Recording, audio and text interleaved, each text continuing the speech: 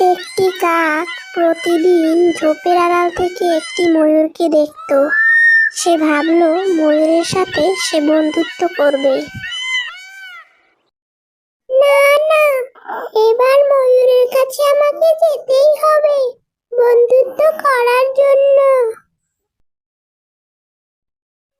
সুন্দরী ময়ূর, তুমি কি আমার সাথে বন্ধুত্ব করতে চাও? আমি তোমার সাথে বন্ধুত্ব করতে চাই।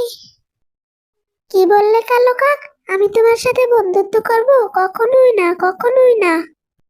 তোমাকে দেখো আর আমাকে দেখো, বামন হয়ে চাঁদ ধরতে এসো না, এখান থেকে চলে যাও বলছি।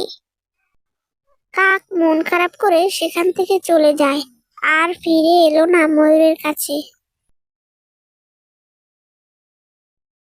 আরে, অনেকদিন হলো কাককে আর দেখতেও পাচ্ছি না। ও কোথায় গেল? আমার সাথে মনে হয় রাগ করেছে। ওর খোঁজ করতে হবে।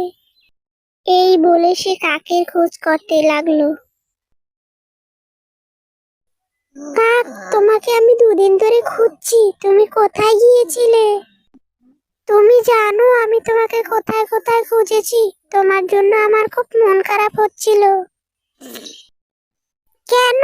আমি তো কালো, তোমার সাথে আমার সাথে বন্ধুত্বে মানাবে না, তুমি চলে যাও এখান থেকে। তুমি সুন্দরী হলেও তোমার মনটা অসুন্দর, তোমার সাথে আমার সাথে বন্ধুত্ব কখনোই মানাবে না, চলে যাও। ময়ূর বুঝতে পারলো মনের সৌন্দর্যই হচ্ছে বড়, রূপের সৌন্দর্য কিছুই নয়।